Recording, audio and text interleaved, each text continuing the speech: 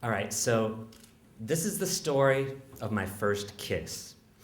So I realized years before my first nocturnal emission that I'm gay, which is a bit of a burden for an 11-year-old growing up in early 80s Corn Belt, Ohio.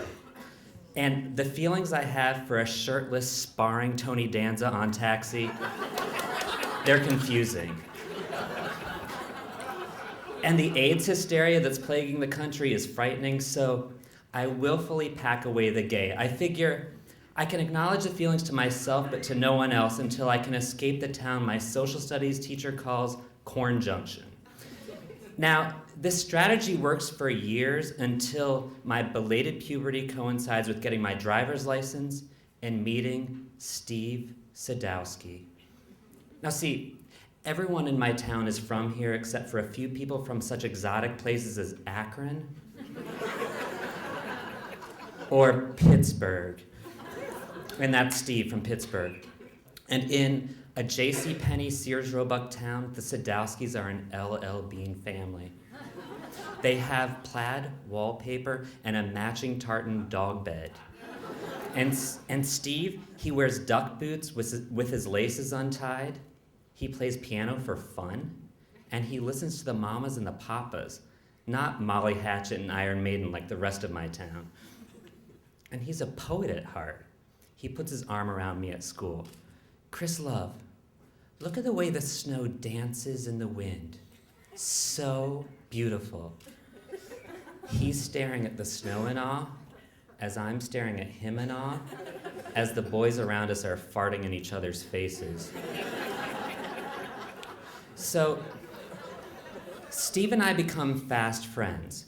Chris Love, I want to play something beautiful for you. And he sits down at his piano and he sings Dream a Little Dream of Me. And oh, how I do. He lies down next to me on the hunter green carpeting in his living room.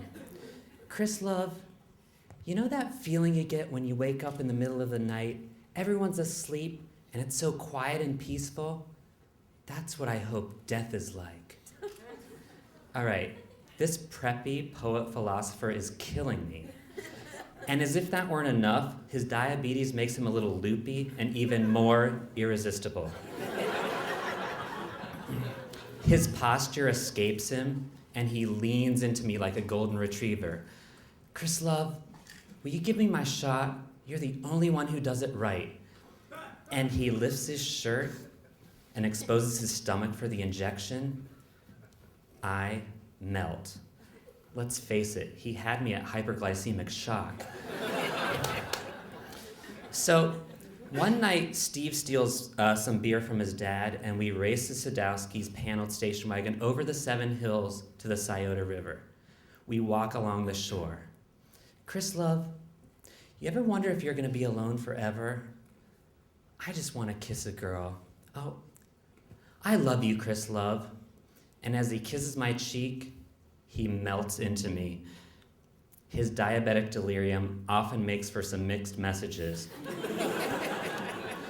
But see, I'm not willing to admit that Steve might be gay or confused, and I'm getting this skill of reading ambiguity into blatant overtures, which is a less than helpful dating strategy that I use to this day. Eventually, Steve gets a girlfriend.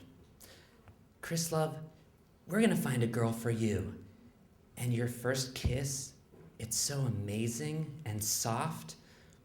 I listen stoically to the reports of Steve's first romance until I can escape home to the mixtape that he made for me. It's the mixtape of mixed messages. And music that's always been background music in my life, it takes on new meaning. Marianne Faithfull, Roberta Flack, The Stones. And I sit in my room and I listen to the tape over and over again, pining for Steve. And as tears go by, he's killing me softly, and my whole world turns black. But even though he's got a girlfriend, his affection for me doesn't change. His desire to get me drunk doesn't change. And I still give him his shots. and touch his skin. Chris Love, I love you so much. What would I do without you? So before leaving for college, I figure I have nothing to lose. So I come out to Steve and I tell him about my feelings for him. I love my new gay Chris Love.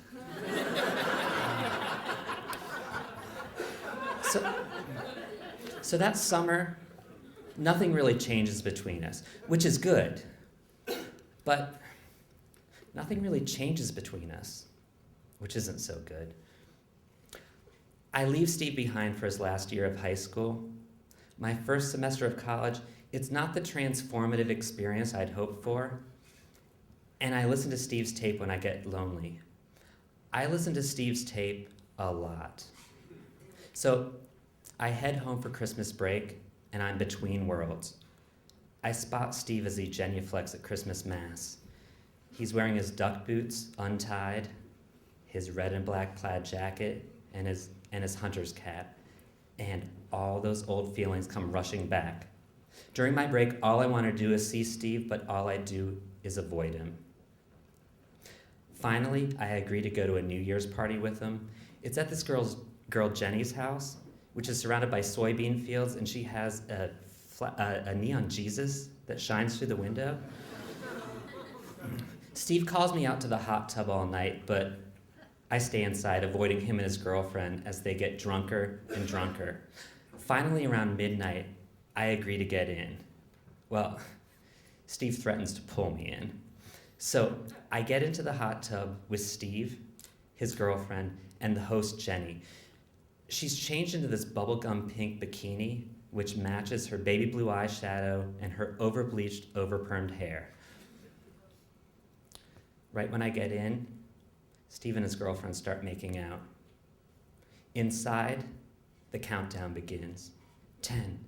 Someone's flashing the neon Jesus on and off. 9. God, Jenny's hand is on my thigh. 8. The neon's flashing on her bubblegum chest. 7. Oh, shit. Her hand's moving up my thigh. 6. Steve's girlfriend pulls down his trunks. 5. She mounts him. 4. They're moaning. 3. My God, they're having sex. 2. Jenny grabs my face. 1. She jabs her tongue down my throat. It's 1988, and it's my first kiss. So Jenny stands, and she pumps her wine cooler into the air. She's cheering on Steve and his girlfriend. They're still going at it. The snowflakes are dancing in the wind, and I sit there paralyzed. I didn't ask to be a voyeur. Wait, Steve kept calling me out here. Was this whole thing staged? The tears start flowing down my face, and I stand to get up. Steve grabs my arm. You're my ride. Don't forget me, Chris Love. Forget? He's the boy who taught me beauty and pain. Don't forget.